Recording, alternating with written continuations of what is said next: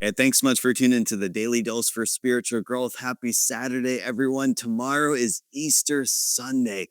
I am so looking forward to coming together as we conclude our series, Drop the Mic. You're not going to want to miss some of these words that Jesus has to say tomorrow morning and what God has deposited into me to speak on for Easter Sunday. And tomorrow morning, let's dress to impress.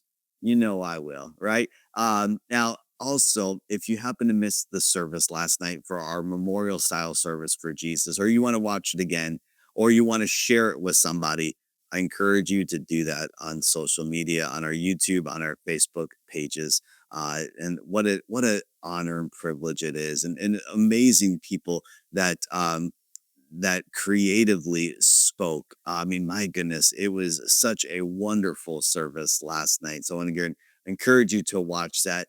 And tomorrow morning, Easter Sunday, not going to want to miss. Well, let's conclude the book of Proverbs today for our daily doses. Proverbs chapter 31. Now, you may have heard like, oh, that person, that woman is a Proverbs 31 woman. And if that's the case, that's a high praise. That is a high compliment. And maybe you're thinking like, what's a Proverbs 31 woman? Well, let's dive into Proverbs chapter 31. All right. I'm going to read the last part of the chapter, but encourage you to read the entire chapter as I've always encouraged you to do.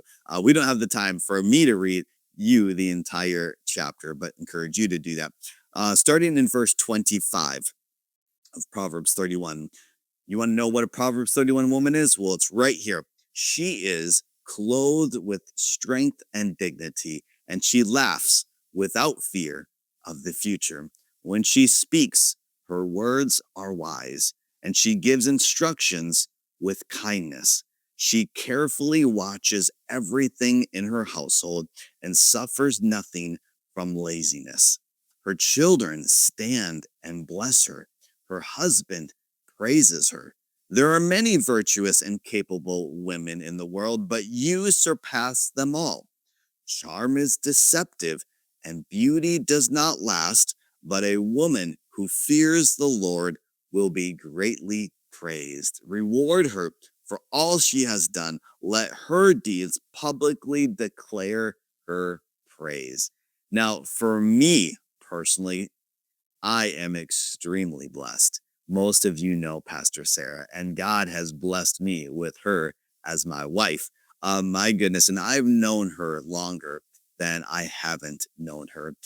We've known each other since back in youth group days when we were teenagers. And even back then, she was set apart. Even back then, when she was a teenager, the love of God that she had, the passion that she had. And what's amazing is that it has only grown ever since then. And to be honest, and this might be a little bit mushy, but my love for her has grown every single day.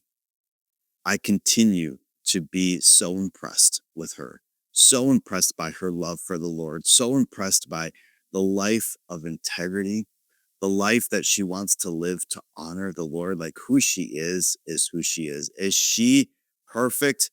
Let me tell you, far from it. She is far from it. But my goodness, the a woman who is to be fearing the Lord is to be greatly praised. My goodness, like that right there, she fears the Lord with all of her heart. Now, I'll stop speaking of her because she's mine and she's not yours. Um, but we are so blessed by what she gives and the position that God has entrusted to her. I'm so thankful, and hopefully you are blessed by the ministry that she gives so sacrificially. Well, I want to encourage you. If you're a man out there and you aren't married or you're dating, and you're just looking for the outward glamour, the outward, the selfish, sinful desire, I want to encourage you to reread Proverbs chapter 31 and look for yourself a Proverbs 31 woman. You won't regret it. I married up for having a Proverbs 31 woman, and I'm trying my best to live a life of integrity, living a life that honors the Lord. But when you can do it in partnership, that you are both collectively pursuing God, your marriage, your relationship, although it won't be perfect, my goodness, it is going to be the closest to heaven on earth. And so I want to encourage you to look for that, to pursue that.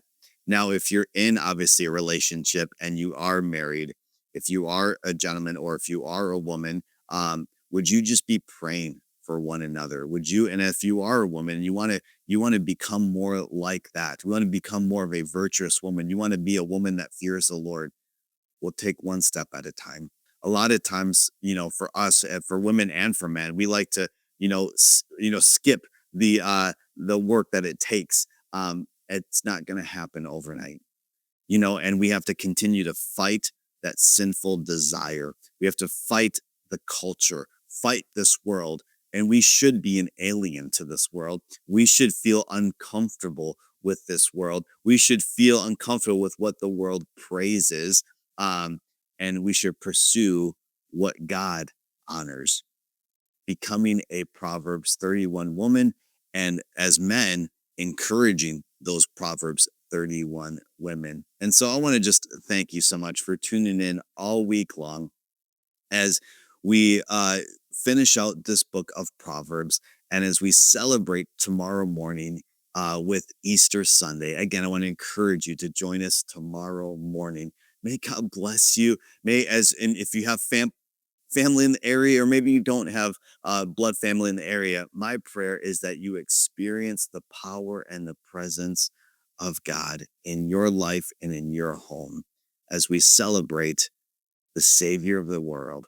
He is risen. And so let's choose to go tomorrow with that greater anticipation of what he did and who he is. I want to thank you so much for tuning in. Join us tomorrow morning, and we'll be back on Monday as well for another daily dose for spiritual growth.